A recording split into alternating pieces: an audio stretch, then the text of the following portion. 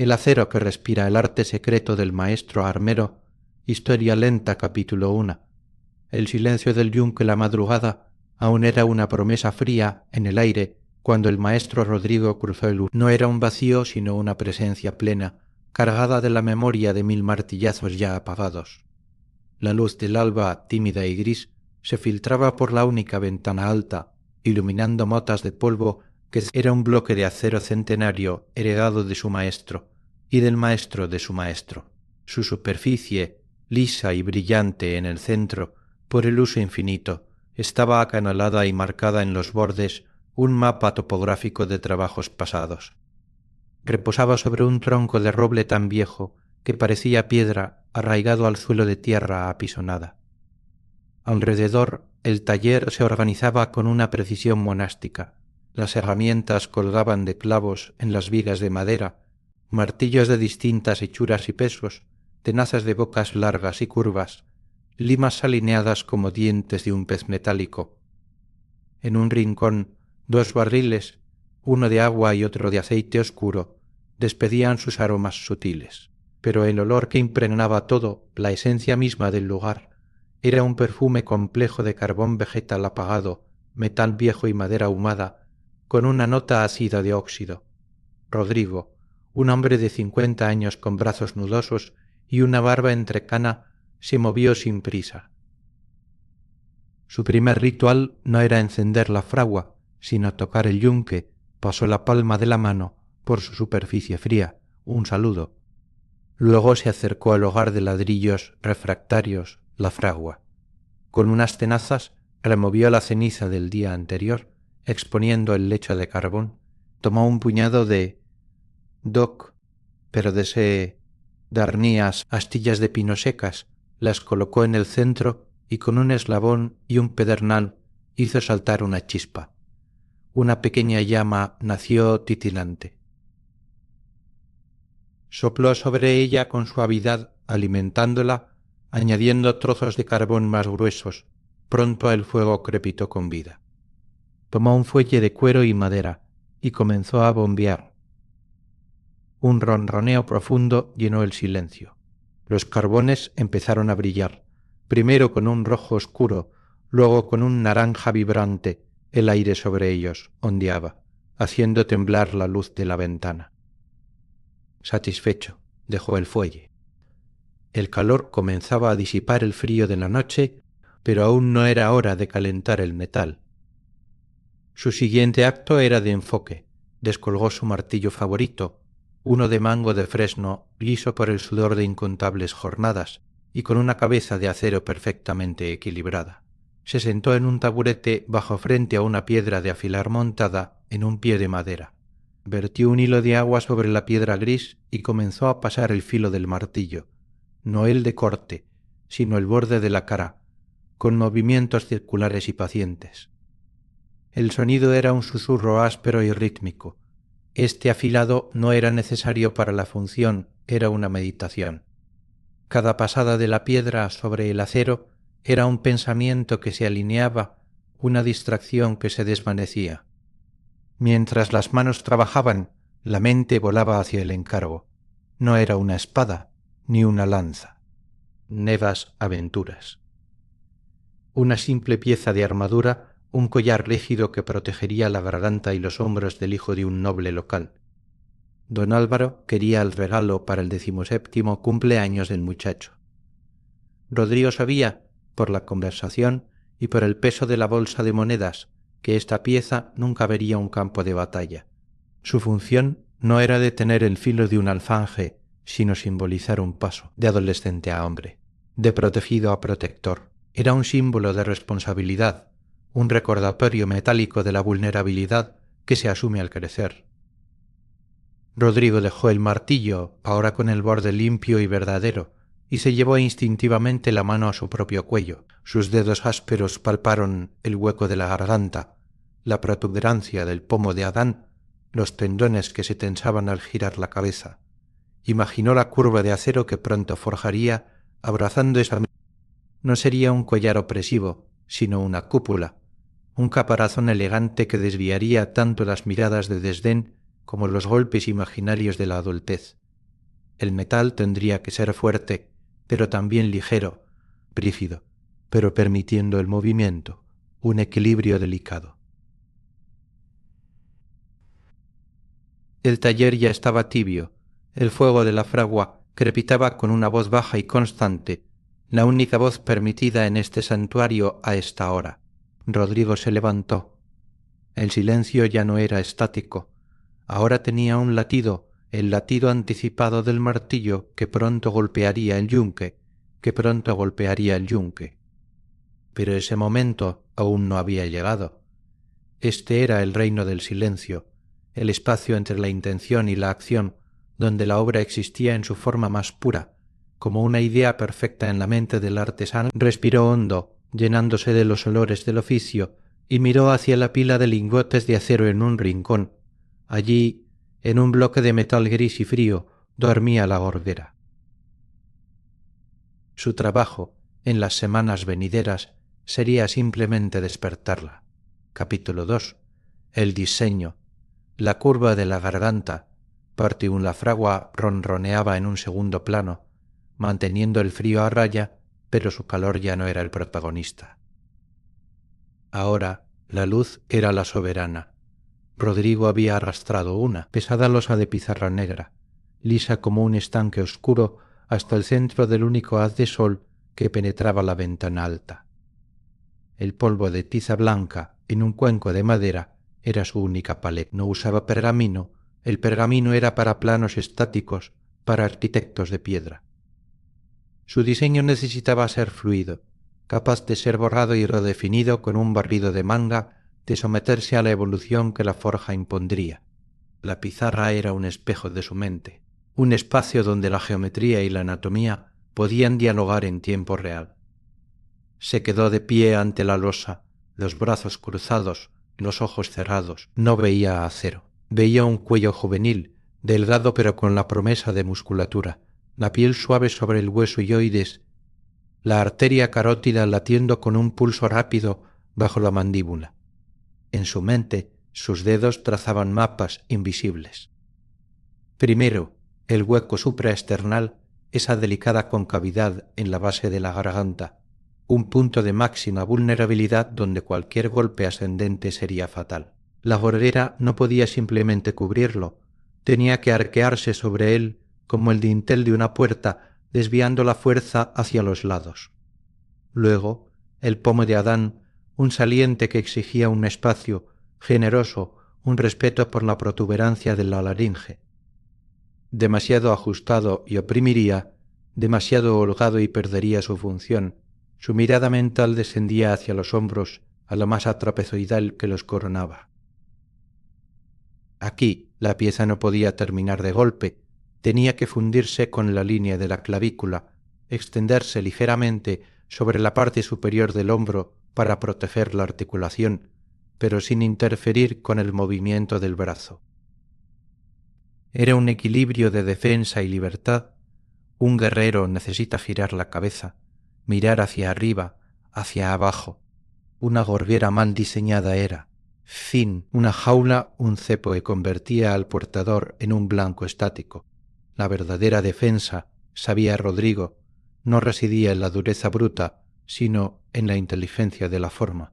Un golpe de espada o de lanza no debía ser recibido de frente. Esa era la manera de partir el acero o de romper vértebras.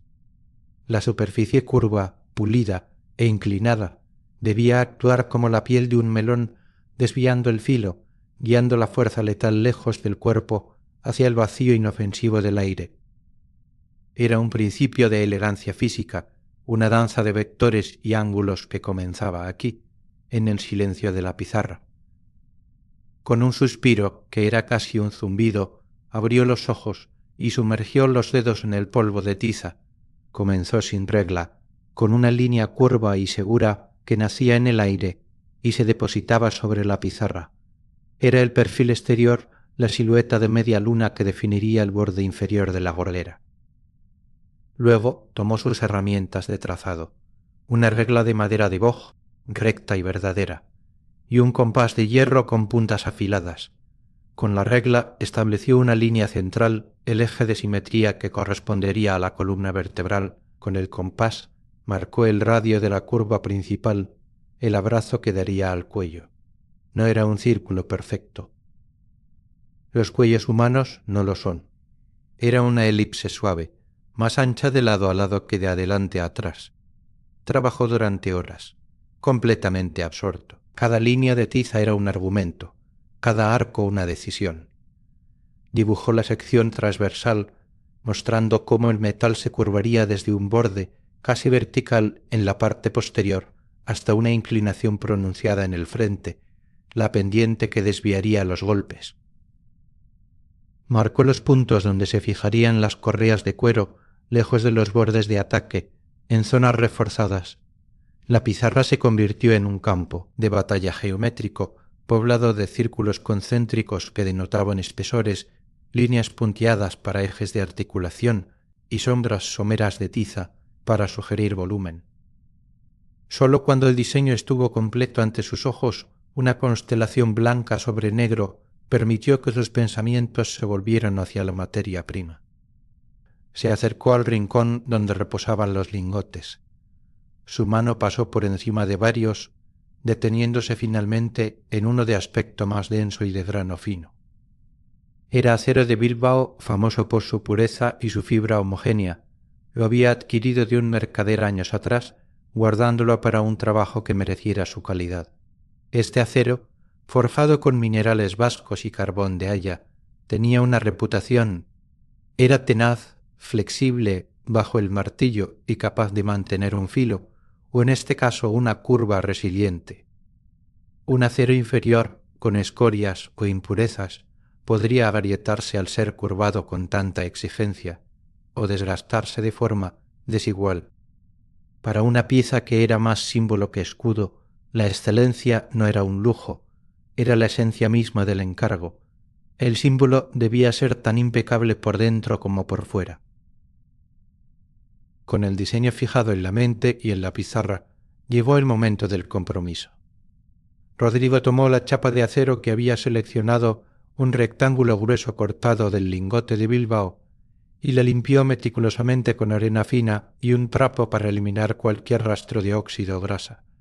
La colocó sobre una mesa de madera maciza. Luego, frente a la pizarra, tomó un punzón de acero templado, su extremo afilado como una aguja. Comenzó el minucioso proceso de transferencia. Con un ojo en el diseño y otro en la chapa, usó el compás para marcar puntos clave en el metal frío, el centro, los radios, los límites de la curva. Conectó estos puntos con líneas. Burtado estos puntos, rectas y arcos, golpeando suavemente el punzón con un martillo pequeño, creando una serie de diminutas hendiduras en la superficie del acero.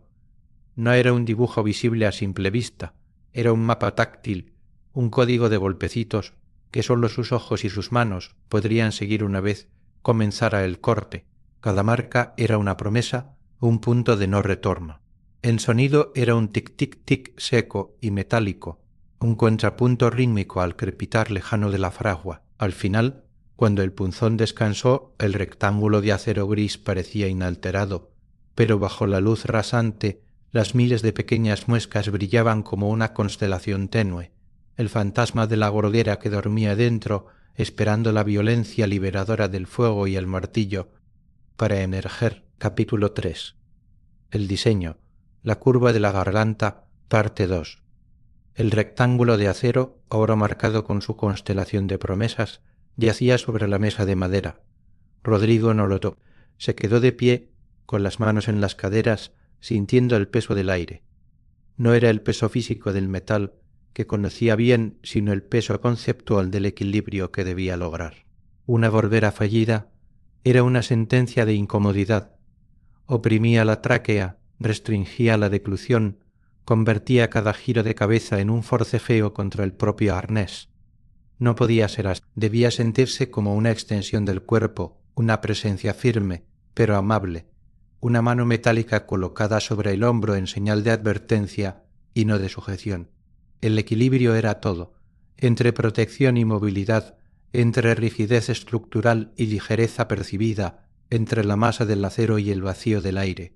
que debía custodiar. Con un movimiento resuelto, fijó la chapa en un tornillo de banco, apretando las mordazas de madera hasta que el metal quedó inmóvil. Descolgó la sierra. De arco, un marco de fresno en forma de U con una hoja de acero fina y tensa. Engrasó la hoja con una gota de aceite rancio y colocó el extremo dentado justo fuera de una de las líneas de punzón, la que marcaba el arco exterior más amplio. El primer tirón de la sierra fue siempre el más difícil, el momento en que la herramienta mordía la virginidad lisa del metal. Aplicó presión hacia adelante, suavemente, y un sonido áspero y chirriante, un crujido metálico de fricción pura, llenó el taller. Era un sonido agudo, menos musical que el martilleo. Un sonido de separación violenta. Cada trazo requería un esfuerzo constante de brazos y espalda, un empuje y un tirón rítmicos, que pronto el serrín de acero, brillante y polvoriento, caía en un pequeño montículo a sus pies, un subproducto gris de la forma que nacía. La hoja se calentaba, desprendiendo un olor a metal frotado, y debía detenerse a enfriarla y engrasarla de nuevo. Era un trabajo monótono y agotador, un combate de paciencia contra la resistencia implacable del material. Durante horas, el único sonido fue el chirrido sostenido de la sierra, interrumpido por sus respiraciones pausadas y el crujido ocasional de sus articulaciones. Poco a poco, siguiendo el mapa de las marcas, el rectángulo tosco fue liberando una forma aproximada. Un disco irregular, más ancho que alto, con los bordes dentados y ásperos como la costa de una isla recién emergida. Finalmente, con un último tirón, la pieza sobrante cayó al suelo con un ruido sordo. Rodrigo soltó la sierra, sus brazos sintiendo el temblor de la fatiga sostenida. Liberó el disco del tornillo de banco y lo sostuvo en sus manos. Era pesado, un peso muerto y rígido sin gracia. Los bordes cortados eran afilados y desiguales, traicionando la violencia del proceso. Ahora comenzaba la tarea de civilizar esa forma bruta. Cambió de herramienta, tomó una lima bastarda, de dientes gruesos y agresivos, y comenzó a atacar los bordes aserrados. Aquí el sonido cambiaba. Era un son rasp, serras más regular, un sonido de desgaste controlado. Cada pasada de la lima arrancaba pequeñas virutas de metal, alisando las protuberancias más grandes, redondeando las esquinas peligrosas. La presión debía ser uniforme, el ángulo constante. Un error aquí, una lima, aplicada con más fuerza en un lado, podía torcer sutilmente la simetría de la pieza, un defecto que luego sería una maldición durante la forja. Era un trabajo hipnótico y repetitivo, que requería más tacto que fuerza bruta. La mano debía sentir la vibración de la lima, mordiendo el metal, escuchar el cambio de sonido cuando los dientes encontraban una zona más dura o más blanda. Pasó de la lima bastarda a una de dientes finos, y el sonido se suavizó, se volvió un shus-clic, más discreto. Los bordes perdieron su filo asesino, adoptando un perfil romo y uniforme. El disco comenzó a parecerse menos a un fragmento de chatarra y más a un objeto intencionado. Al final de la jornada, con la luz de la tarde, ya dorada y débil, Rodrigo sostuvo la pieza en bruto a la altura. La hizo girar lentamente. Ya no era un rectángulo, sino un disco de acero de espesor constante, su contorno siguiendo aproximadamente la curva elegante que había dibujado en la pizarra. Su superficie era mate, de un gris frío, y aún plana como una moneda gigante. Pero al palparla, sus dedos podían sentir la rigidez latente, la promesa de resistencia. Sopesó el disco en sus manos, imaginando ese peso distribuido alrededor de un cuello juvenil, calculando mentalmente si sería necesario adelgazar más los bordes más tarde. No, el peso era correcto, la solidez era parte del mensaje. Con un último gesto ritual, se acercó al yunque, no para golpear, no aún. Con sumo cuidado, colocó el disco plano sobre la superficie lisa y brillante del yunque. El sonido del metal sobre metal fue claro y resonante, una nota grave que se desvaneció en el silencio del taller. Allí yacía el círculo de potencial puro descansando sobre el altar donde sería transformado. Rodrigo cruzó los brazos y contempló la escena. El acero gris sobre el acero bruñido, ambos bañados por la luz crepuscular. En ese disco plano y inerte residía toda la curva futura, todo el fuego y el martillo la revelarían. Por ahora era suficiente con este momento de quietud, esta pausa entre el corte y la creación, donde la pieza era simplemente lo que era, una posibilidad perfecta, esperando, sobre el yunque el primer beso del calor que la haría danzar. Capítulo 4. El primer fuego, el disco de acero gris, yacía sobre el yunque, una luna fría en un firmamento de metal bruñido. Rodrigo contempló la escena un instante más, luego se volvió hacia la fragua.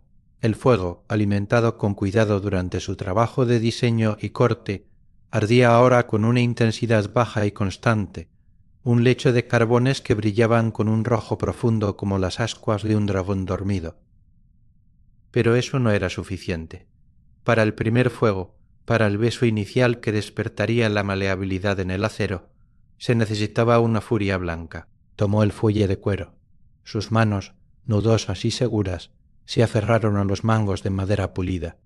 Comenzó a bombear, no con la suavidad de antes, sino con embates largos y poderosos que enviaban oleadas de aire sobre el lecho de carbón. El ronroneo se convirtió en un rugido sordo. Las ascuas rojas se avivaron, encendiéndose de un naranja vibrante, luego de un amarillo deslumbrante. El aire sobre la fragua comenzó a temblar, a ondular, como si el espacio mismo se licuara. Rodrigo no cesó, siguió bombeando, sus músculos cordados trabajando al unísono, hasta que el corazón de la fragua fue una masa cegadora, una amalgama blanco-naranja que palpitaba con luz propia y despedía el carbón vegetal, se consumía con un chisporoteo agudo, emitiendo un resplandor fantasmagórico que proyectaba sombras danzantes y alargadas por las paredes del taller. Era un sol en miniatura contenido en un cubo de ladrillos refractarios. Sólo entonces dejó el fuelle. El aire olía a calor puro, a carbono al rojo vivo, con un matiz dulzón y peligroso. Se colocó unos gruesos guantes de cuero y tomó las tenazas largas, sus bocas curvas y dentadas diseñadas para agarrar con seguridad, con movimientos deliberados, pinchó el disco de acero sobre el yunque y en un gesto fluido lo trasladó al aire trémulo sobre la fragua. Por un momento el metal gris pareció desafiar el fuego, manteniendo su frialdad indiferente. Luego el calor comenzó a teñirlo. Primero, en los bordes, apareció un rubor oscuro como de vergüenza. Ese rubor se profundizó extendiéndose hacia el centro, transformándose en un rojo cereza profundo y uniforme. El acero había empezado a absorber la energía, a almacenarla en su retícula cristalina. Rodrigo observó, inmóvil, sus ojos entrecerrados contra el resplandor. El rojo cereza se intensificó, pasando a un naranja brillante el color de la caldera al atardecer. La pieza entera brillaba ahora, emitiendo su propia luz cálida, pero aún no estaba lista. Siguió calentándola, moviéndola ligeramente con las tenazas para asegurar un calentamiento uniforme.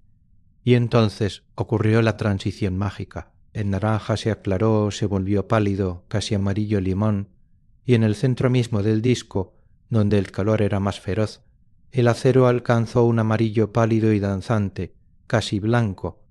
En ese estado el metal ya no era rígido. Había cruzado un umbral, su estructura interna se había ablandado, volviéndose plástica, maleable. Si se hubiera dejado caer, se habría deformado como cera caliente. El aire a su alrededor vibraba con tal intensidad que las imágenes detrás parecían derretirse. Era el momento.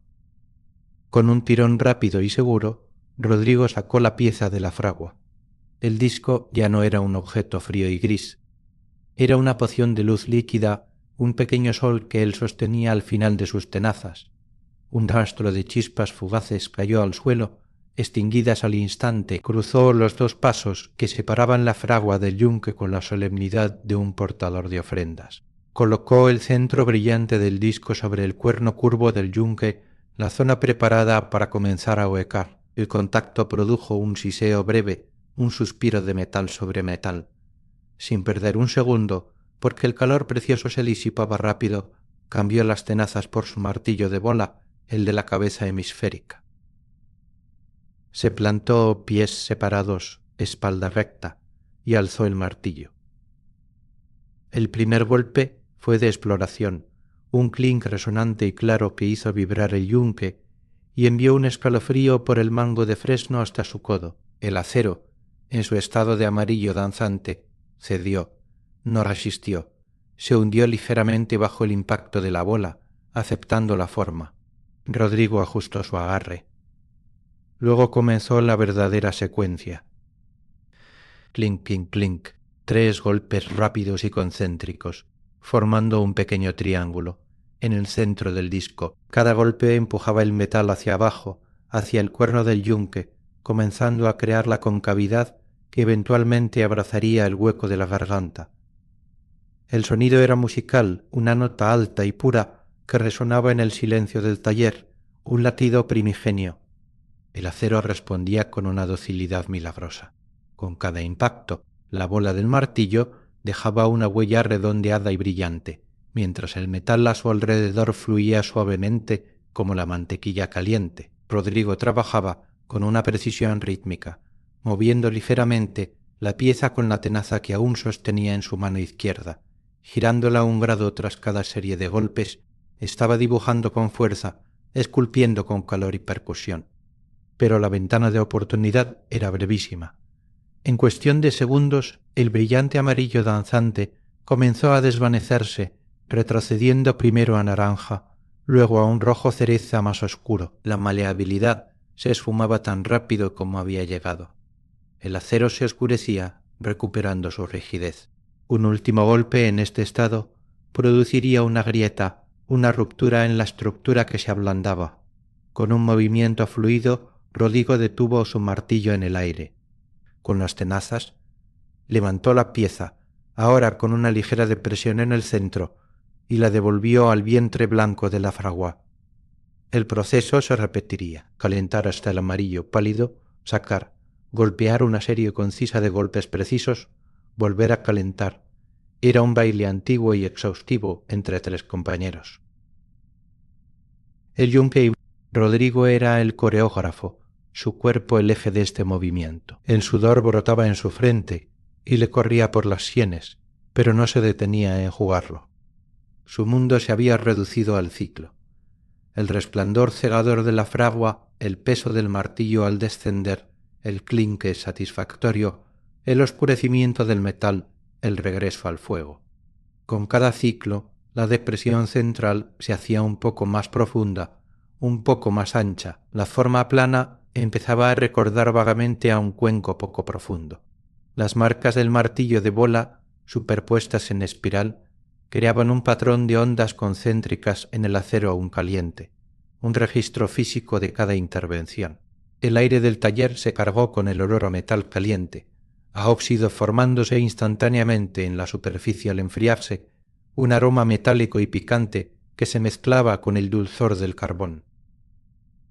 Al final de la tarde, cuando la luz natural empezó a fallar, la pieza había sido transformada, ya no era un disco, era el comienzo de algo. Un cráter suave y trabajado marcaba su centro, y el acero, ahora cubierto de una capa de escamas negras de óxido y marcas de martillo, había memorizado su primer contacto con la fuerza que lo moldearía. Rodrigo la dejó enfriar al aire sobre el yunque pasando de rojo oscuro a negro. El primer fuego había cumplido su misión. Había despertado al metal de su sueño rígido y le había enseñado a golpes que podía cambiar. Capítulo 5. El ritmo del martillo, parte 1. El disco ya no era plano. La depresión central, iniciada en la sesión anterior, era ahora un cráter reconocible, una cúpula invertida de acero negro y escamoso.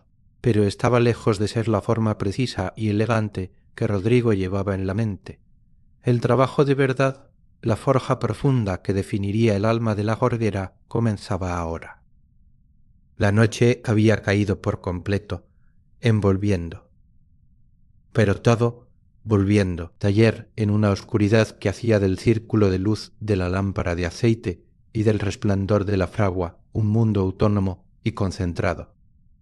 El silencio exterior era absoluto, un manto que hacía más presente cada sonido dentro, el crepitar del fuego, el susurro de su propia respiración, el roce de sus botas sobre el suelo de tierra. Rodrigo se preparó.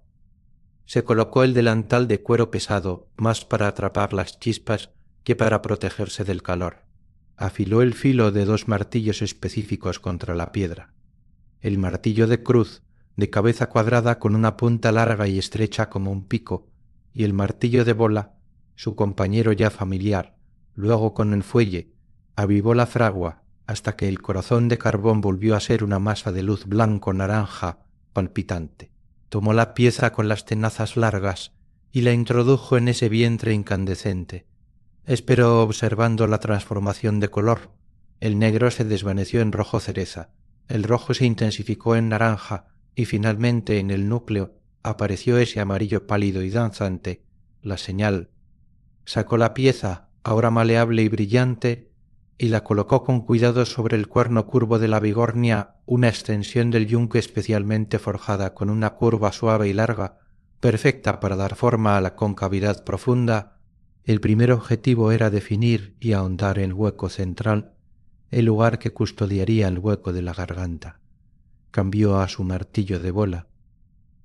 Se plantó, ajustó el agarre de la tenaza en su mano izquierda para presentar el centro de la pieza sobre la curva del cuerno, y comenzó. Los golpes no eran aleatorios ni brutales, eran deliberados, una serie de impactos concéntricos que seguían un patrón mental preciso. Clinque, clinque, clink. 3 golpes rápidos formando un triángulo pequeño. Giró la pieza un ángulo minúsculo. Clink, clink, clink, clink.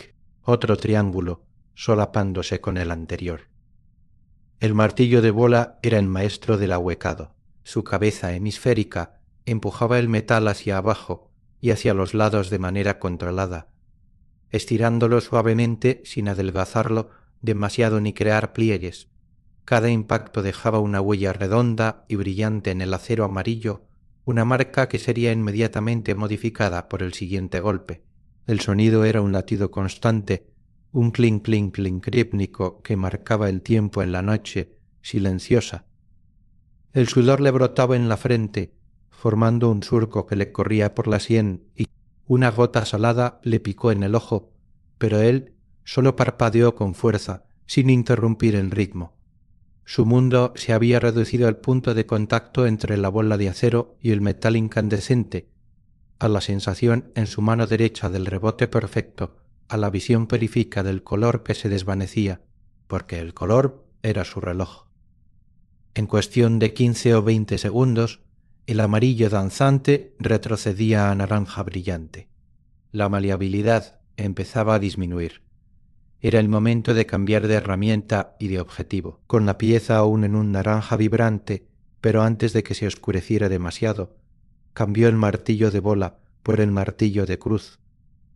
Este era un instrumento de estiramiento y definición.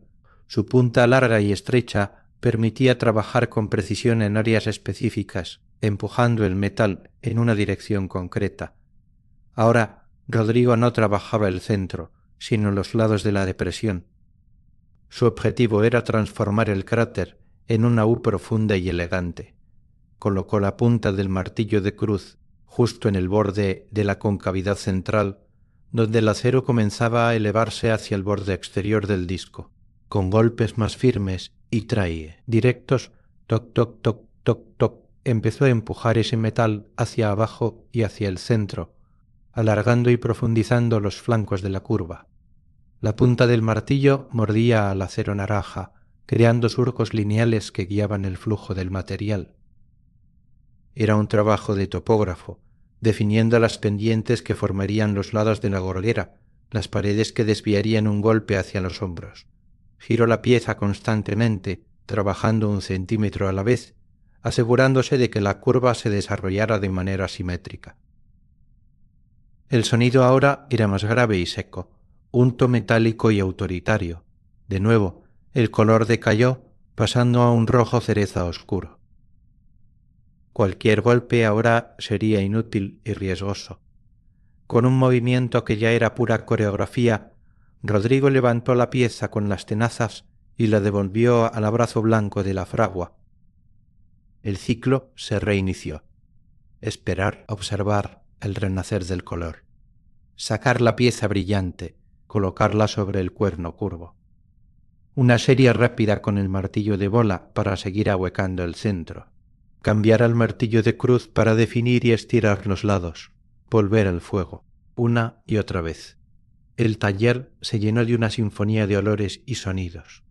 El aroma principal era el del metal caliente, un olor metálico y limpio que se volvía más complejo y terroso, a medida que la capa de óxido se formaba y desprendía en escamas negras con cada recalentamiento. El sonido era la banda sonora, el rugido sordo del fuelle, el chisporroteo del carbón, el clink musical del martillo de bola, el toc seco del martillo de cruz, y el siseo breve cada vez que el metal caliente encontraba la superficie más fría del yunque.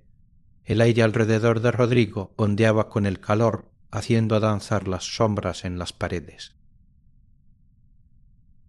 Sus brazos y espalda comenzaron a arder con la fatiga del esfuerzo, repetitivo, pero la fatiga era una presencia familiar, casi un compañero de trabajo.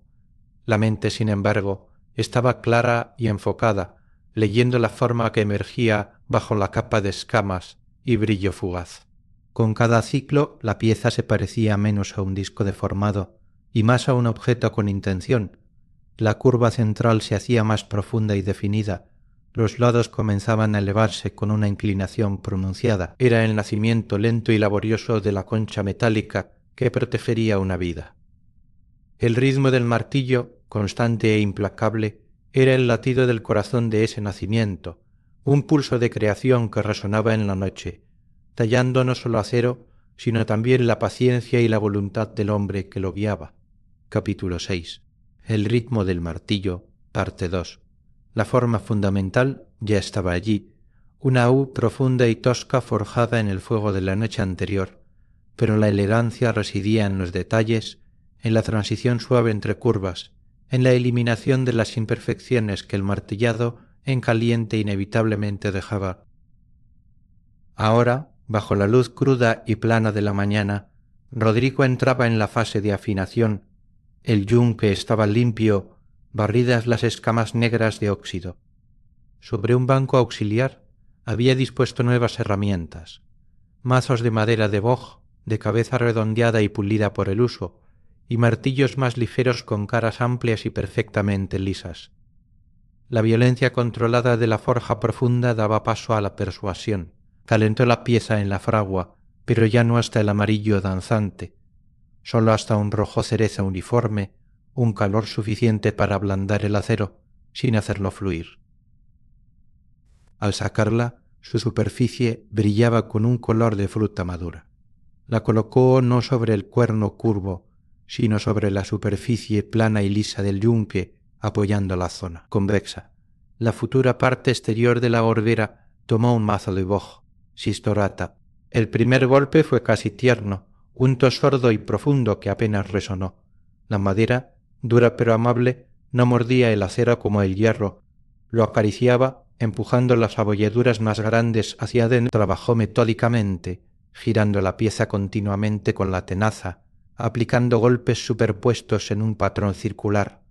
El mazo aplanaba las protuberancias, pero también, por la naturaleza misma de la madera, distribuía la fuerza de manera más amplia, evitando crear nuevas marcas profundas. Era un diálogo de presión constante, no de impacto brusco. Tras unos minutos de este trabajo, el rojo cereza se desvaneció a un rojo oscuro, casi negro. Enfrió la pieza en el barril de agua, produciendo un siseo agudo y una nube de vapor que olía a metal húmedo y caliente. El enfriamiento rápido fijaba los progresos y le permitía evaluar el trabajo en frío. Secó la gordera con un trapo áspero y la llevó a su banco de comprobación. Allí, clavado en un tablón vertical, estaba el molde de madera. No era un maniquí completo, sino una réplica exacta del cuello y la parte superior de los hombros del joven noble, tallada en madera de tilo por el propio Rodrigo semanas atrás, tras una discreta medición con cordeles y reglas.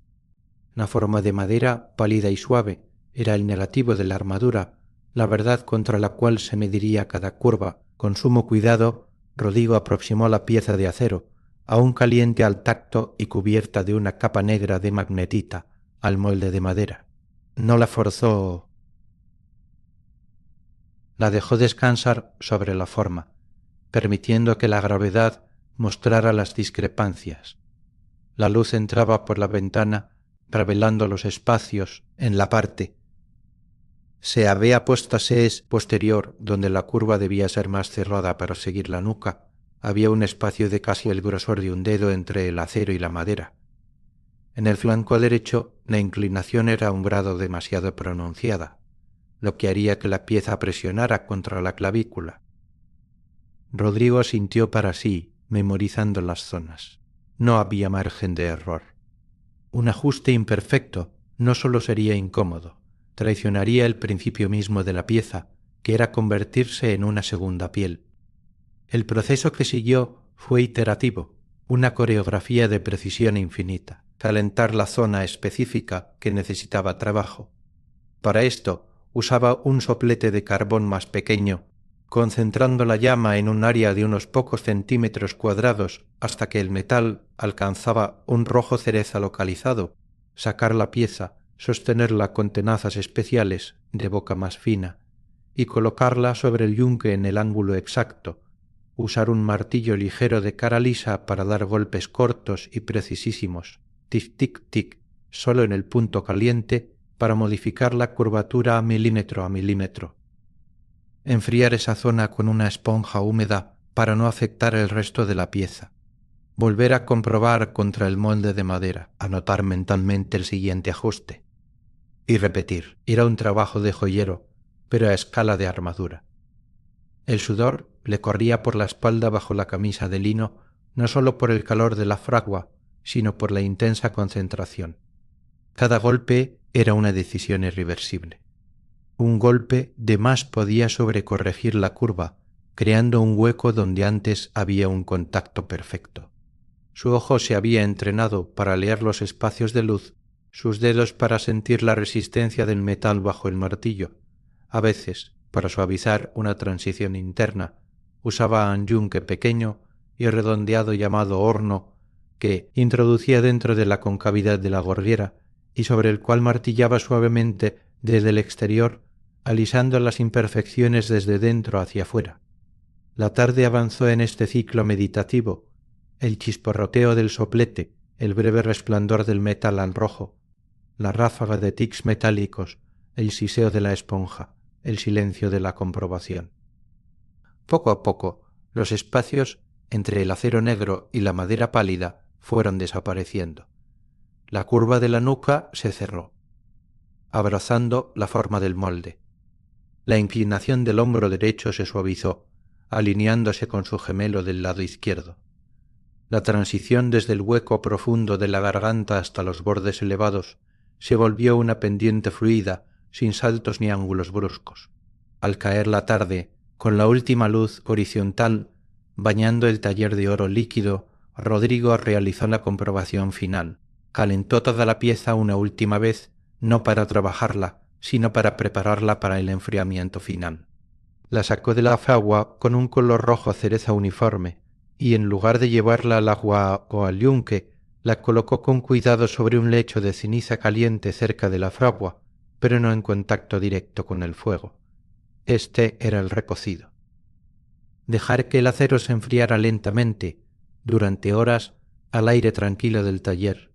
Este proceso aliviaba las tensiones internas creadas por los ciclos de martillado y enfriamiento rápido, relajando la estructura cristalina del metal, haciéndolo menos quebradizo y más dócil para las etapas de acabado que vendrían.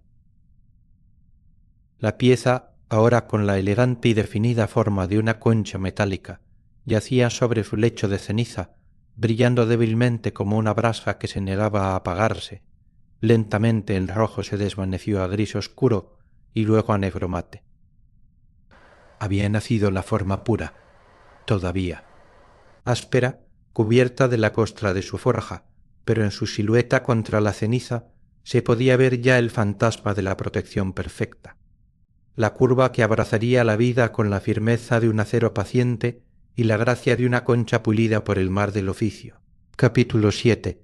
El canto de la lima la gorguera, ahora con su forma definitiva enfriada y recocida, yacía sobre el banco de trabajo como un caparazón de algún crustáceo ancestral negro, escamoso y severo. Su superficie era un paisaje lunar de marcas de martillo superpuestas, crestas y valles diminutos, ondulaciones, donde la punta del martillo de cruz había surcado el metal y las abolladuras redondeadas del mazo de bojo. Los bordes, aunque definidos, eran irregulares y afilados como esquirlas. Era una forma poderosa, pero áspera, una promesa incómoda. Ahora comenzaba la tarea de la paciencia infinita, el trabajo en frío que transformaría esa rudeza en elegancia, esa promesa en realidad confortable. El fuego había hecho su parte. Ahora reinaba el canto metálico y monótono de la lima. Rodrigo descolgó una lima bastarda de dientes gruesos y agresivos y fijó la pieza en un tornillo de banco forrado con mordazas de madera para no marcar el acero. El primer contacto del acero de la lima con el acero de la gorguera produjo un sonido áspero, un brerlas profundo que hizo vibrar el banco. Aplicó presión firme y uniforme, empujando la lima a lo largo del borde exterior en largas pasadas. Inmediatamente, una lluvia de virutas negras y brillantes, mezcla de óxido y metal puro, comenzó a caer.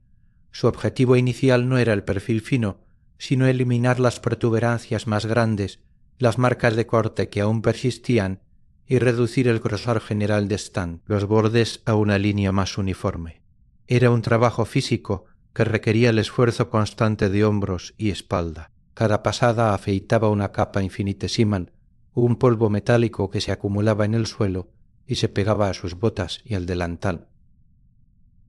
El sonido era constante, un sushjos, drasp, subrítmico, que llenaba el taller con su zumbido abrasivo, ahogando el crepitar ocasional de la fragua, ahora apagada y fría. Pasó horas en este primer desbastado, girando la pieza metódicamente en el tornillo, atacando cada centímetro del perímetro.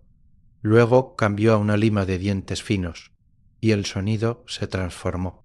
Se volvió más agudo, más discreto, un shish-click hipnótico, irregular. Este era el verdadero canto de la lima, un sonido que parecía medir el tiempo mismo. Aquí, la presión debía ser más ligera, el tacto más sensible. La lima fina ya no arrancaba virutas gruesas, sino un polvo gris plateado que flotaba en los rayos de sol que entraban por la ventana. Su atención se centró especialmente en el borde superior, el que rozaría la barbilla y la mandíbula del joven noble. Este borde no podía ser simplemente romo. Debía estar suavemente redondeado, pulido hasta la suavidad de una piedra de río gastada por el agua. Cualquier aspereza, cualquier imperceptible filo, se convertiría en una tortura constante, frotando la piel con cada movimiento, cada palabra, cada trago. Rodrigo trabajó este borde con una devoción particular, sosteniendo la lima en un ángulo preciso, pasándola una y otra vez en el mismo arco, comprobando el progreso con la yema del pulgar, que buscaba cualquier irregularidad, cualquier transición brusca que pudiera molestar. Los días se fundieron en una rutina de sonido y movimiento. El taller, antes escenario del drama del fuego, y el martillo, se convirtió en el santuario de un ritual minucioso. Clic, custe. La lima cantaba su canción interminable. Rodrigo entraba al alba y se sentaba en el taburete, y el sonido comenzaba con la primera luz y sólo cesaba con la última. Sus manos, guiadas por una imagen mental de la curva perfecta, guiaban la herramienta. No pensaba en el tiempo. Pensaba en la superficie.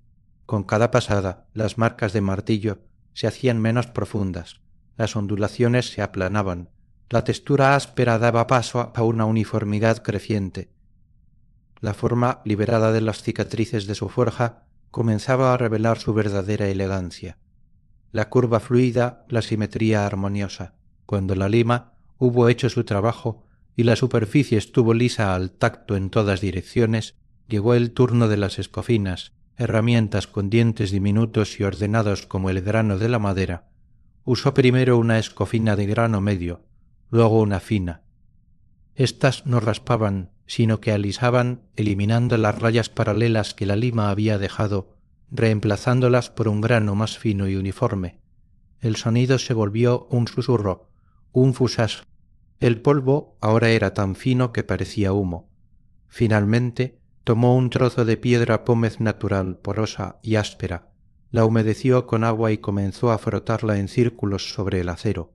Este era el último paso antes del pulido propiamente dicho. La piedra pómez actuaba como un millar de limas microscópicas, eliminando las últimas marcas de las escofinas y homogeneizando la textura a un nivel casi imperceptible. Al final de días de este trabajo, Rodrigo liberó la pieza del tornillo de banco y la sostuvo bajo la luz. El cambio era profundo, ya no era negra y escamosa. Había adquirido un color gris mate uniforme y sereno, como el cielo de un amanecer nublado. Su superficie tenía un brillo satinado, suave y profundo, que capturaba la luz sin reflejarla bruscamente. Al pasar los dedos por ella, ya no encontraba resistencia ni aspereza.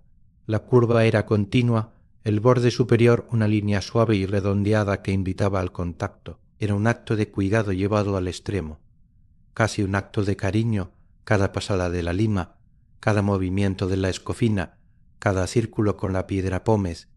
Había sido un diálogo silencioso con el material, una negociación paciente entre la dureza del acero y la voluntad del artesano. No se había eliminado metal a la fuerza, se lo había persuadido, capa a capa infinitesimal, a revelar su mejor versión. La borguera ya no gritaba su origen violento, susurraba su destino de protección elegante. El canto de la lima, ahora silencioso, resonaba en la superficie impecable, un testimonio mudo de horas entregadas a la paciencia, a la transformación de lo áspero, en refinado, de la forma en forma perfecta. Capítulo 8. El espíritu del fuego, templando el acero, la gorguera, ahora suave y de un gris satinado, yacía sobre el yunque como una crisálida metálica, había sido formada, suavizada, civilizada, pero en su corazón el acero seguía siendo blando, dúctil, vulnerable. Un golpe fuerte la abollaría, un filo persistente la rajaría. Le faltaba el espíritu, la cualidad transformadora que elevaría el metal de una mera forma a un escudo. Esa cualidad sólo podía otorgarle el fuego, en su fase más crítica y alquímica. El temple. Rodrigo preparó el escenario con la solemnidad de un sacerdote preparando un altar. Limpió la fragua de cenizas viejas, construyendo un lecho nuevo y profundo de carbón vegetal de haya, de grano fino y calor constante. Al lado el tonel de aceite templante siempre cubierto, con una tabla para evitar que entraran polvo o agua, despedía su aroma denso y rancio, un olor a nuez vieja y trabajo. Era aceite de linaza, espeso como la miel, elegido por su capacidad de enfriar el acero con la rapidez justa, sin los shocks violentos del agua que podían agrietar el metal. También preparó un pequeño horno de ladrillos refractarios, alimentado con carbón de leña, que mantenía un calor bajo y uniforme, y un recipiente con arena fina y limpia. Primero, el recocido final. Tomó la gorguera y la colocó dentro del horno de ladrillos, no sobre las llamas, sino en la cámara de calor indirecto. La dejó allí durante una hora, permitiendo que el calor penetrara cada molécula del acero, homogeneciendo su estructura interna, borrando cualquier tensión residual de la lima. Luego la sacó con tenazas y la dejó enfriar lentamente, enterrada en la arena seca, hasta que estuvo fría al tacto. El acero estaba ahora en su estado más relajado y uniforme. Una pizarra en blanco. Llegó el momento. Rodrigo avivó la fragua principal con el fuelle, pero con una intensidad medida y controlada. No necesitaba la furia blanca del forjado, necesitaba un calor intenso, pero parejo y observable. El lecho de carbón brilló con un rojo vivo, luego con un naranja estable. Con unas tenazas largas de boca ancha, Cogió la gorguera por uno de sus bordes y la introdujo lentamente en el corazón de la fragua, colocándola de canto para que el calor la envolviera por igual en todas sus curvas. Esta era una danza de observación pura. El color era el lenguaje, y él debía leerlo con perfección absoluta. El acero gris comenzó a cambiar. Primero, un rubor oscuro se extendió por su superficie como un rubor bajo la piel. Ese rubor se intensificó volviéndose rojo cereza, un rojo profundo y aterciopelado. Rodrigo movió la pieza ligeramente, asegurando una distribución uniforme del calor. El rojo cereza se transformó en un rojo cereza brillante, un color vibrante y luminoso que parecía emanar del interior del metal. Este era el color crítico. El acero debía alcanzar este punto exacto en toda su extensión, un cereza brillante y uniforme, sin zonas más oscuras ni lo que sería aún más desastroso, más claras. Un sobrecalentamiento, un destello de naranja, o, Dios no lo permita, amarillo significaría que el grano del acero se habría vuelto demasiado grueso, haciéndolo quebradizo como el vidrio. La paciencia era un hilo tenso. Contuvo la respiración, observando cómo el último rincón, frío de la curva posterior, alcanzaba por fin ese mismo tono cereza brillante. La pieza entera brillaba ahora con una luz interna, un corazón de fruta incandescente. No hubo vacilación. En un movimiento rápido y fluido, fruto de décadas de instinto, Rodrigo sacó la gorguera de la fragua. Por un instante colgó en el aire al final de las tenazas una media luna de luz cereza danzante contra la penumbra del taller. Luego, con un giro de muñeca, la sumergió vertical y completamente en el tonel de aceite. El sonido fue dramático y visceral. Una LSAPSS hechaz, largo y sibilante como el aliento de un dragón. Una nube espesa de humo blanco y aromático brotó instantáneamente del tonel, elevándose en un remolino que llenó el taller con el olor acre y denso del aceite de linaza quemado, mezclado con el aroma metálico y picante del acero. Burbujas furiosas estallaron en la superficie del aceite, que ondeó y se agitó como si estuviera vivo. Rodrigo mantuvo la pieza sumergida, moviéndola suavemente de arriba a abajo para evitar que se formaran bolsas de vapor que pudieran crear puntos blandos. El sonido sibilante se apagó gradualmente, convirtiéndose en un burbujeo profundo y luego en un silencio aceitoso. El humo comenzó a dispersarse, revelando sus ojos fijos en la superficie del tonel. La ciencia era sencilla, pero su ejecución era arte. El enfriamiento instantáneo había atrapado la estructura molecular del acero en un estado de tensión extrema. Los átomos, dispuestos en una formación llamada martensita, estaban ahora apretados, rígidos, bloqueados. Este proceso, el temple, había conferido a la gorguera una dureza formidable. Un cuchillo de acero común se deslizaría sobre su superficie sin apenas dejar un rasguño. Pero esta dureza tenía un precio, la fragilidad. En este estado, el acero era como el hielo delgado de un lago, fuerte a la compresión, pero capaz de romperse en astillas ante un impacto repentino. Un martillazo la haría añicos. El espíritu del fuego le había dado fuerza, pero también fiereza. Ahora había que domar esa fiereza. Rodrigo sacó la gorguera del aceite. Por toda esta daña goteaba un líquido oscuro y humeante.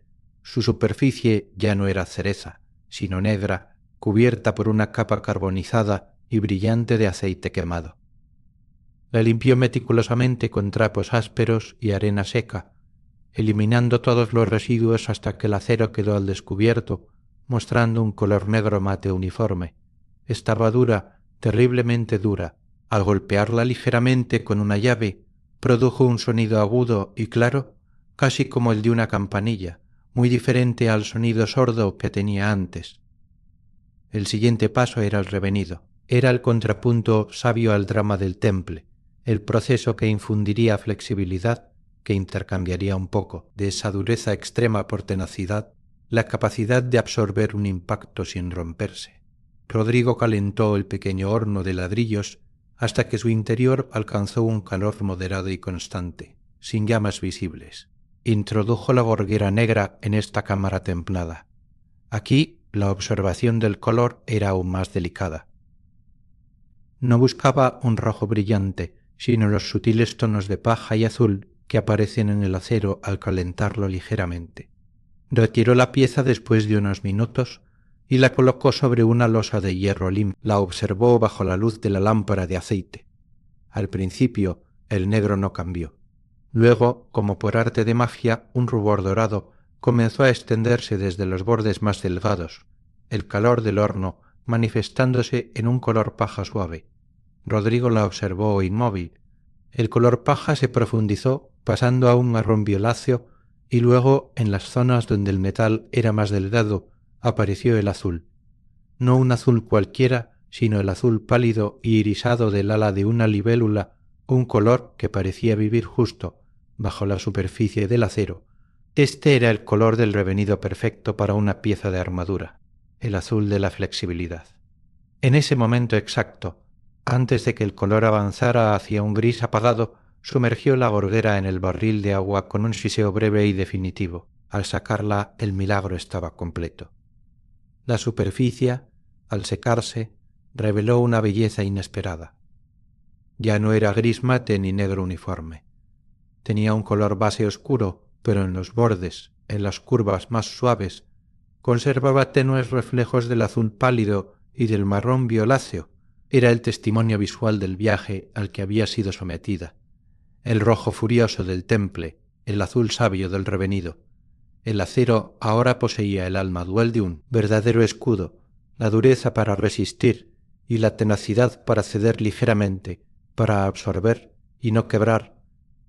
El espíritu del fuego había sido invocado, capturado y templado. La gorguera ya no era solo forma, era carácter. Yacía sobre el yunque, humeante y gloriosa, un arco iris silencioso forjado en el corazón de las llamas, listo para enfrentar. Capítulo 9. La articulación, huesos de cuero y corazón de acero. Parte 1. La gorguera templada, con su irisado manto de azules y violáceos desvaneciéndose en un gris acerado. Era ahora un escudo perfecto, pero un escudo estático. Su destino, sin embargo, no era ser una escultura sobre un pedestal, sino moverse con la vida que protegería. Para ello necesitaba un esqueleto flexible, un sistema de huesos y tendones que la uniera al resto de la coraza y le permitiera pivotar, inclinarse, ceder. La armadura no era una prisión, era un exoesqueleto articulado. Y la articulación, supo Rodrigo, era donde residía la verdadera maestría. La frontera entre la obra de arte inerte y la herramienta viviente. Su primer paso fue forjar los pequeños pilares de ese sistema, las placas de refuerzo o rerebraces. No serían visibles en la pieza terminada, ocultas bajo las correas, pero serían su columna vertebral. Tomó 2 pequeños trozos del mismo acero de Bilbao, rectángulos gruesos del tamaño de una palma. Los calentó en la fragua hasta un naranja vibrante y los trabajó sobre el yunque con el martillo de cruz. No buscaba curvas elegantes, sino una solidez funcional.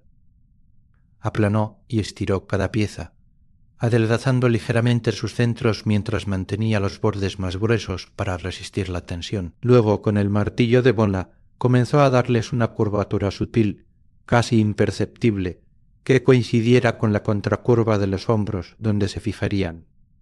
No era un trabajo de forja profunda, sino de ajuste milimétrico. Una vez conformadas, las templó y revenió junto a los restos de carbón del horno, dándoles la misma dureza resiliente que la gorguera. Al enfriarse, eran 2 lenguas de acero oscuro, modestas y poderosas. El siguiente acto requirió un cambio de ritmo, de la fuerza expansiva de la fragua a la precisión contenida del taladro. Rodrigo colocó la gorguera sobre un banco cubierto con fieltro para no rayar su superficie irisada. Con un punzón de marcar y un martillo pequeño hizo una pequeña hendidura en cada punto donde debía ir un remache. Estos puntos no eran aleatorios. Seguían un patrón calculado. Cada marca era un compromiso irreversible, una perforación en la integridad de la pieza templada. Una vez marcados todos los puntos, tomó el berbiquí, Era una herramienta sencilla y antigua, un arco de madera con una cuerda que se enrollaba alrededor de un vástago de acero terminado en una punta de taladro. La precisión dependía enteramente de la mano y el pulso del artesano.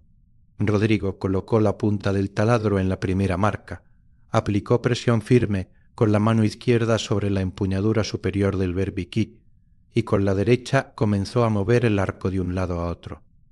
El movimiento era rítmico de vaivén y el sonido inicial era un chirrido agudo y quejumbroso mientras la punta de acero mordía el metal templado. No podía apresurarse.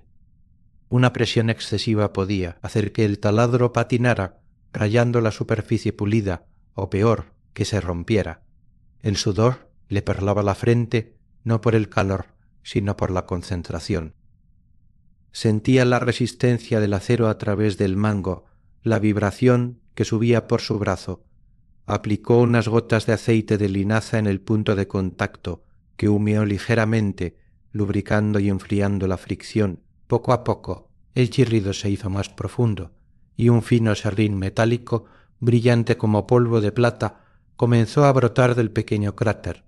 Un agujero perfecto y limpio, del diámetro exacto de los vástagos de los remaches, apareció finalmente.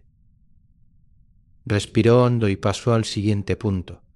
Fue un proceso lento, meditativo y agotador, que requirió horas de movimiento repetitivo y control absoluto. Cada agujero era un portal hacia la funcionalidad, una violación necesaria de la superficie perfecta para darle vida.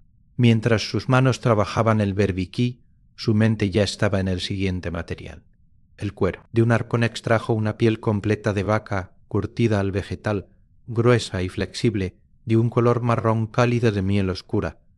La extendió sobre la mesa de trabajo y con una regla de hierro y un cuchillo de media luna, excepcionalmente afilado, comenzó a cortar tiras largas y uniformes.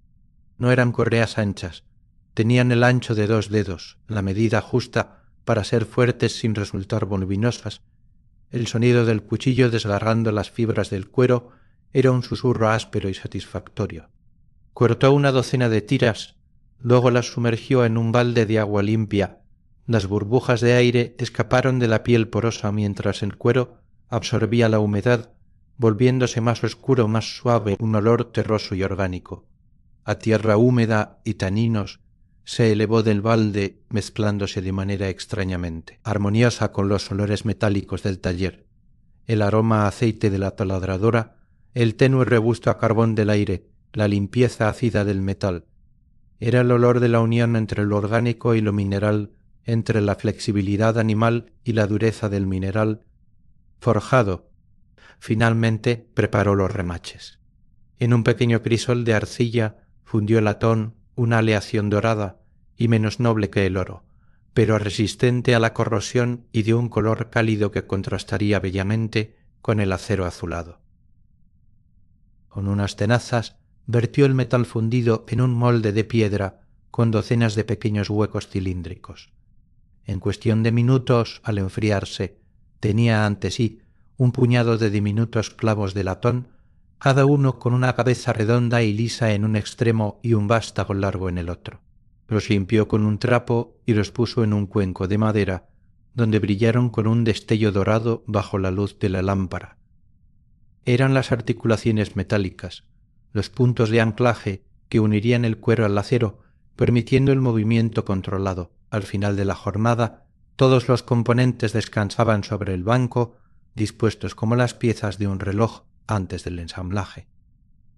La gorguera serena y con sus hileras de agujeros precisos. Las 2 placas de refuerzo oscuras y sólidas. Las tiras de cuero, ahora húmedas y flexibles, enrolladas en un ovillo, y el cuenco de remaches de latón brillando como monedas de un tesoro menor.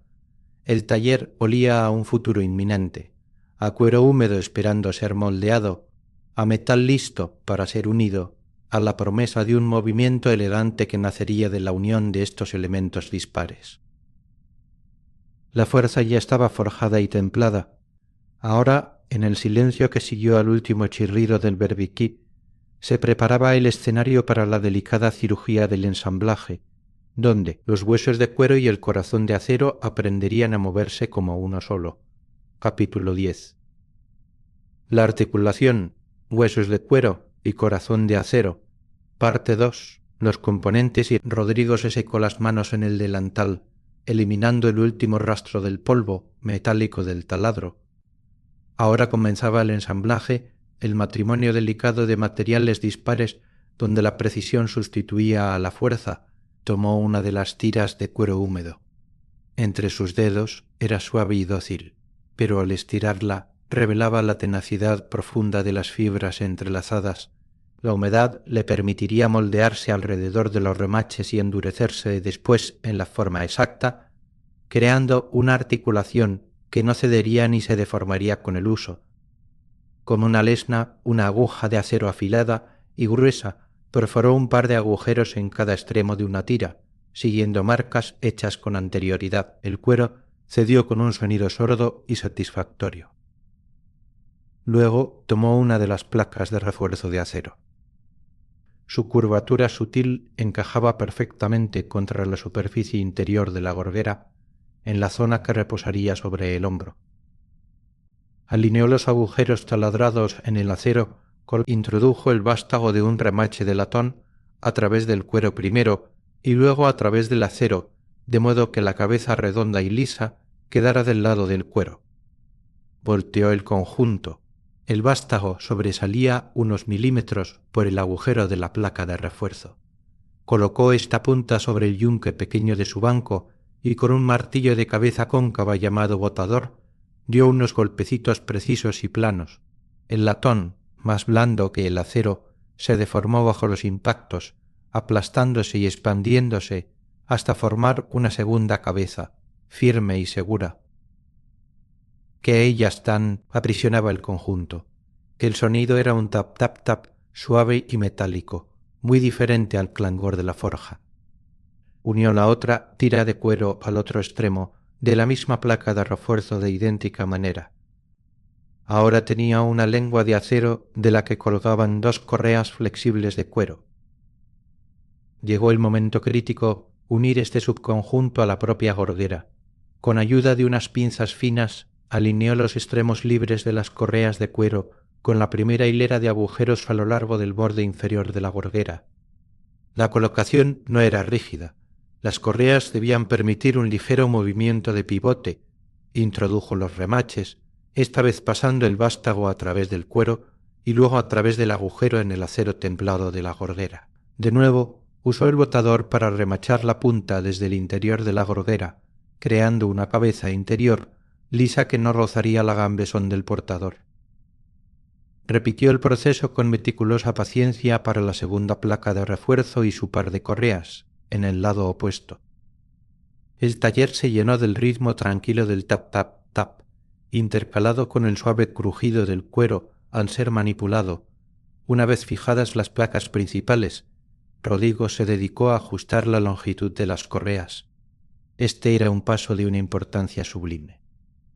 Las correas demasiado cortas inmovilizarían la pieza, anclándola rígidamente a los hombros. Demasiado largas y la gorguera bailaría, perdiendo su alineación protectora y golpeando la clavícula con cada movimiento. Tomó una correa entre el pulgar y el índice y la estiró suavemente, midiendo la tensión ideal con la sensibilidad de un laudero, afinando una cuerda. Marcó el punto exacto, donde debía fijarse al siguiente juego de agujeros, unos centímetros más arriba en el borde de la gorguera, creando un sistema de langa, sujeción en quinto que distribuiría las fuerzas. Cortó el exceso de cuero con el cuchillo de media luna, dejando un margen limpio. Perforó, insertó remaches, martilló. Hizo lo mismo con cada una de las tiras restantes, creando un entramado de soportes que unían los puntos fuertes de la gorguera a los puntos de anclaje en las placas de refuerzo. El cuero húmedo se adaptaba, se curvaba ligeramente en las uniones, prometiendo una flexibilidad orgánica. Finalmente, con todas las correas en su lugar, llegó el momento de la prueba. Rodrigo limpió el sudor de sus manos con un trapo limpio. Con sumo cuidado levantó la gorguera. Ya no era una pieza única y rígida, era un sistema. Las placas de refuerzo colgaban de sus correas como las quillas de un barco. Introdujo los dedos por dentro de la gorguera y, sosteniendo una placa de refuerzo con la otra mano, simuló el movimiento que tendría cuando estuviera unida a una coraza, empujó suavemente la placa hacia adelante y hacia atrás, hacia arriba y hacia abajo. La magia se hizo tangible. Las correas de cuero, tensas pero no tirantes, permitieron un movimiento fluido y controlado.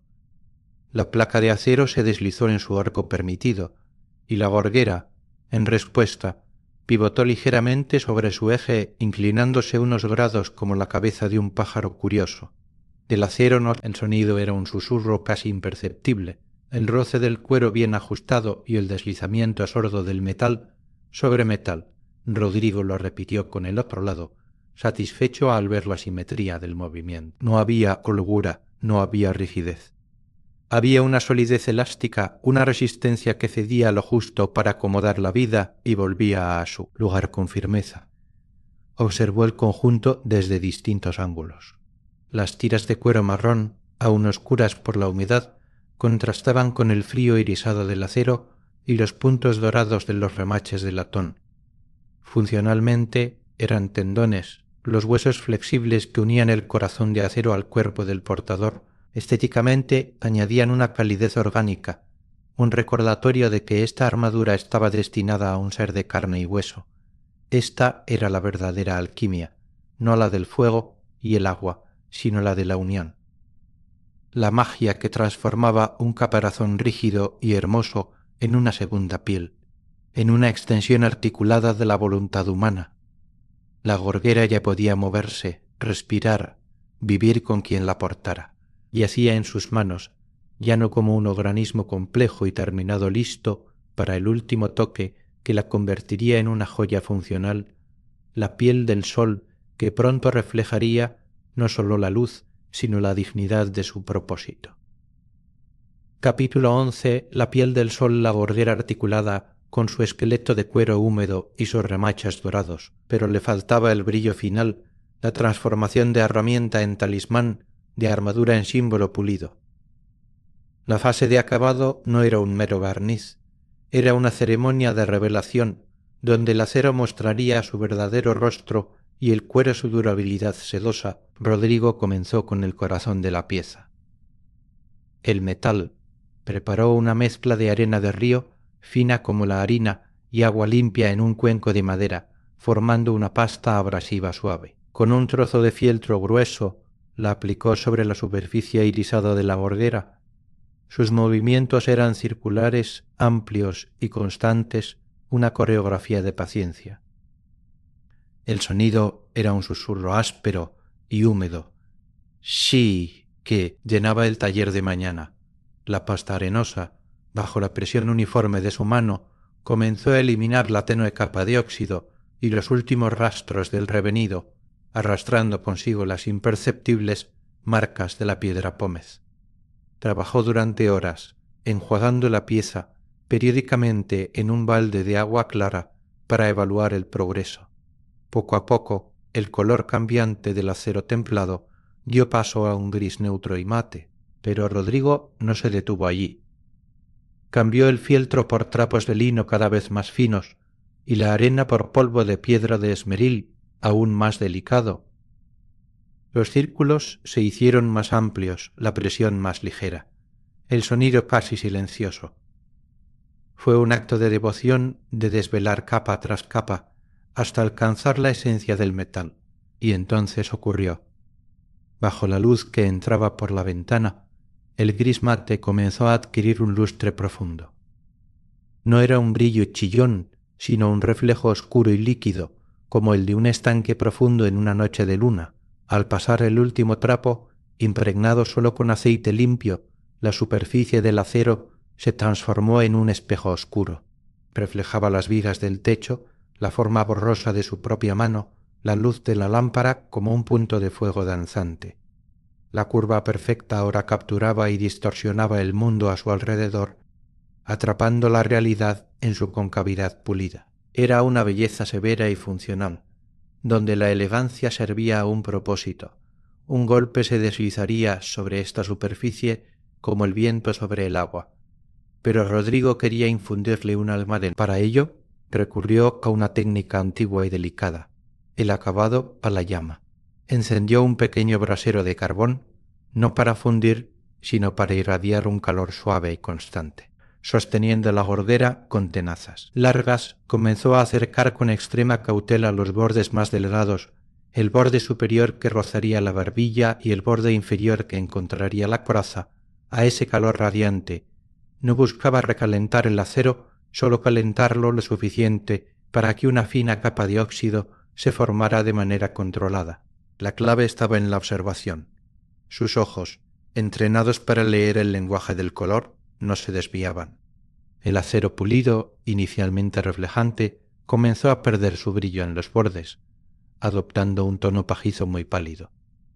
Rodrigo retiró la pieza un instante, la dejó enfriar al aire y luego la acercó de nuevo, esta vez con un manojo de hierbas secas, romero y salvia, que sostenía con la otra mano. El humo aromático y resinoso de las hierbas, al contacto con el metal caliente, envolvió la pieza. La magia se produjo entonces, donde el calor y los vapores de las hierbas actuaban. El color pajizo se transformó. Pasó por un marrón violáceo fugaz y se estableció en una franja milimétrica perfecta. No era el azul profundo del revenido, sino un azul cielo, casi etéreo, que parecía flotar sobre el espejo oscuro del acero. Rodrigo trabajó con una precisión de orfebre, moviendo la pieza y las hierbas, creando un degradado sutil desde el azul brillante del centro. Era como si hubiera capturado el color de la llama más pura y lo hubiera fundido con el metal.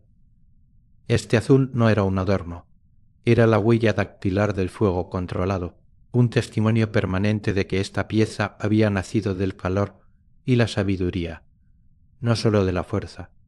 A continuación, dirigió su atención a los remaches de latón. Con una lima de aguja diminuta y luego con un trapo impregnado en una pasta de ceniza de hueso y vinagre, los pulió uno por uno.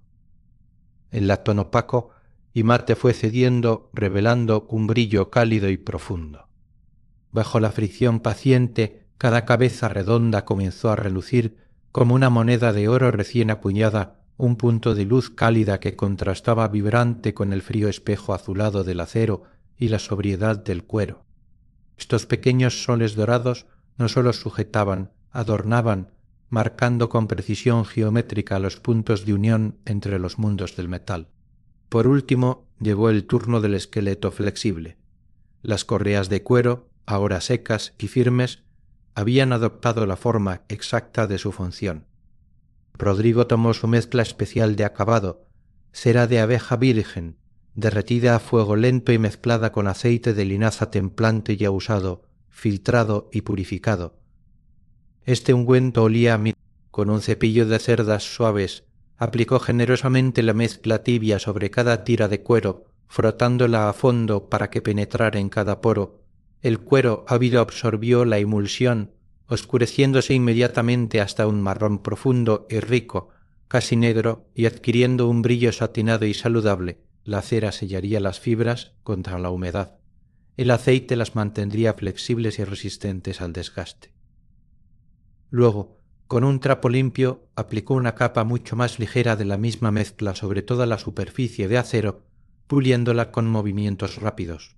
La cera y el aceite formaron una película protectora invisible sobre el espejo de acero, y el azul de los bordes, realzando los reflejos y protegiendo el metal de la herrumbre sin empañar su claridad. Cuando terminó, colocó la pieza terminada sobre un caballete forrado de paño negro. El efecto era deslumbrante. La gorguera ya no era un conjunto de partes, era una obra de arte funcional, un todo armonioso. El acero era un espejo oscuro y profundo que capturaba y distorsionaba la luz de la fragua, que aún crepitaba baja en un rincón, reflejando sus llamas en su curva como si atrapase un trozo de sol. Los bordes azules, nítidos y etéreos, enmarcaban este espejo como el cielo al amanecer. Los remaches de latón brillaban como constelaciones doradas, fijando el diseño, y el cuero, ahora oscuro, sedoso y resistente, proporcionaba el contrapunto terrenal y táctil.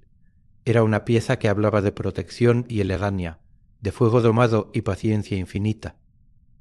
Respiró hondo el olor a cera de abeja y metal limpio, llenando sus pulmones. La piel del sol estaba terminada, no sólo protegería la garganta de un joven, llevaría consigo el resplandor del oficio, el fuego de la fragua hecho forma, un recordatorio portátil de que la verdadera fuerza nace de la transformación paciente, no de la destrucción bruta.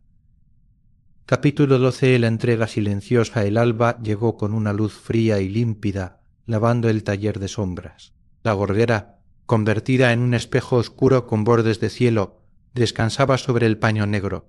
Rodrigo la contempló un largo momento, no como su creador, sino como el primer espectador de una obra ya completa. Luego, con movimientos ceremoniales lentos, tomó un lienzo de lino suave, blanco como la nieve recién caída, y lo extendió sobre la mesa de trabajo. Con sumo cuidado, como si acunara a un recién nacido, levantó la pieza. El acero, frío al tacto, reflejó por un instante su propio rostro cansado y sereno. La envolvió en el lino, haciendo girar el paño alrededor de la curva, con precisión, creando una funda protectora que ocultaba su brillo, pero no su forma. Ató el envoltorio con una cinta sencilla de cuero crudo. La obra estaba lista para su destino. Poco después, un discreto golpe en la puerta de madera resonó en el silencio. No hubo prisa en la respuesta de Rodrigo. Cruzó el taller, deslizó el cerrojo y abrió. En el umbral, bañados por la luz gris de la mañana, estaban don Álvaro y su hijo, el joven Gonzalo. El noble vestía ropas oscuras y sombrías. El muchacho, un jubón verde sencillo. No hubo saludos efusivos, un leve asentimiento de Rodrigo, una inclinación de cabeza de don Álvaro. El lenguaje de este momento era otro, hecho de silencios y gestos medidos. Rodrigo les hizo pasar y se dirigió al banco donde yacía el paquete de lino. Con las mismas manos que habían forjado, limado y pulido, desató la cinta y desenvolvió la gorguera. La luz de la mañana, ahora más fuerte, golpeó el acero pulido y estalló en un millar de reflejos danzantes que iluminaron el polvo flotante. Un suspiro, apenas audible, escapó de los labios del joven. Don Álvaro permaneció impasible, pero sus ojos se estrecharon, captando la perfección del acabado, el azul de los bordes. Sin una palabra, Rodrigo indicó con un gesto a Gonzalo que se acercara. El muchacho dio un paso adelante, su respiración un poco entrecortada.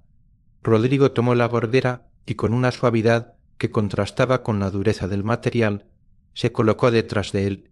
El joven inclinó ligeramente la cabeza hacia adelante. Rodrigo desplegó las correas de cuero, ahora flexibles y sedosas, y colocó la concavidad fría del acero sobre la nuca del muchacho. Sintió, más que vio, la ligera tensión en los hombros jóvenes. Ajustó la posición, centrando el hueco sobre la garganta. Luego, con movimientos seguros, pasó las correas por debajo de sus axilas y las cruzó sobre su pecho, atándolas con nudos firmes pero no opresivos en su espalda, sobre la columna vertebral. Todo el proceso duró menos de un minuto, ejecutado en un silencio absoluto, roto solo por el crujido del cuero y el leve roce del metal. Rodrigo dio un paso atrás. Gonzalo permaneció inmóvil un instante, como si temiera que cualquier movimiento rompiera el hechizo. Luego, con cautela, giró el cuello hacia un lado. La gorguera pivotó con él, suave y silenciosa, las placas de refuerzo deslizándose sobre el acero bajo el jubón. Su expresión de concentración se suavizó, reemplazada por un asombro genuino. Movió los hombros hacia arriba y hacia abajo. Inclinó la cabeza hacia atrás, mirando al techo. No había opresión, no había rozamiento áspero, había un abrazo firme, una presencia definida que, lejos de restringir, delimitaba un espacio de seguridad. Era libre dentro de ella. Don Álvaro, que había observado todo con ojos de halcón, señaló entonces el espejo de metal pulido que colgaba de una viga, usado por Rodrigo para comprobar ángulos de reflexión en los pulidos. Se detuvo frente al disco cóncavo que distorsionaba ligeramente las imágenes. Allí, en ese reflejo ondulado, vio su propio rostro enmarcado por la curva oscura y brillante del acero. Vio los remaches de latón como estrellas a los lados de su cabeza. Vio la elegante línea azul que seguía el contorno de su mandíbula, pero lo que cambió en su expresión no fue el orgullo por la belleza del objeto ni el alarde de su novedad. Fue algo más profundo. Sus ojos, antes ansiosos, se serenaron. La boca, antes tensa, se relajó en una línea de comprensión grave. En el espejo no vio a un guerrero, ni a un niño jugando a ser hombre. Vio la responsabilidad. Vio la vulnerabilidad que la pieza delataba. Protegerla. Vio el peso silencioso de la adultez, no como una carga, sino como una forma que se ajustaba, que protegía sin inmovilizar, que exigía porte, pero concedía movimiento. La gorguera no era un disfraz, era un recordatorio metálico de su propio contorno, de los límites y las defensas que ahora debía llevar consigo. Rodrigo desde atrás observó ese cambio en el reflejo del espejo. No hizo falta ninguna palabra. Un simple asentimiento, casi imperceptible, bajó y subió su barba canosa. Era la única aprobación necesaria. Había entendido. Don Álvaro se acercó entonces, examinó los nudos, palpó la calidad del cuero, pasó un dedo por el borde azul perfectamente redondeado. Su mirada se encontró con la de Rodrigo y hubo en ella un destello de respeto profesional, el reconocimiento de un maestro a otro en dominios diferentes.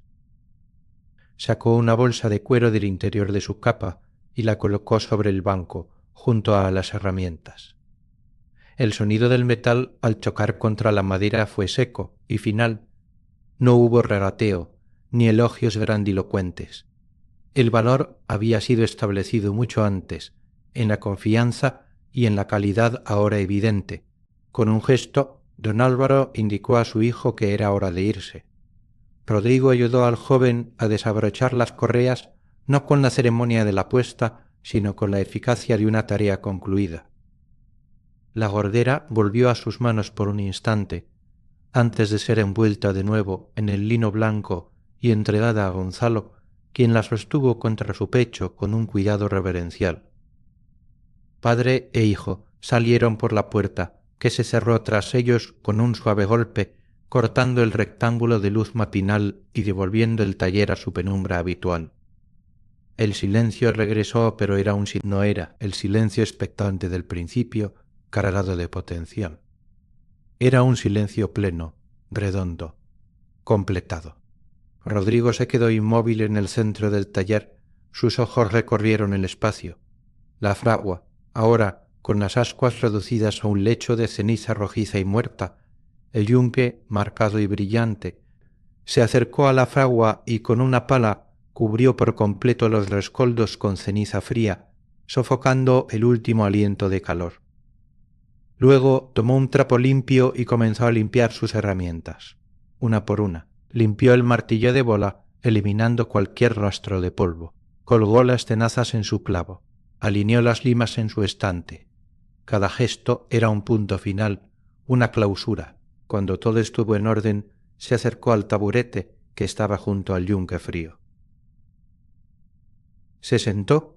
El cansancio de semanas se depositó en sus huesos no como un peso agobiante, sino como una sensación densa y satisfactoria. Cruzó las manos sobre su regazo y cerró los ojos. En el silencio absoluto, su oído interno pareció escuchar por un instante el eco del último martillazo, el clink final que había dado forma a la curva perfecta, pero el eco se desvaneció rápidamente, absorbido por la paz profunda del oficio cumplido. No había más que hacer. La gorguera ya no era suya.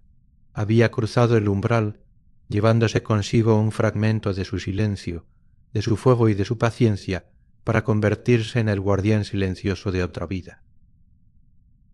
En el taller solo quedaron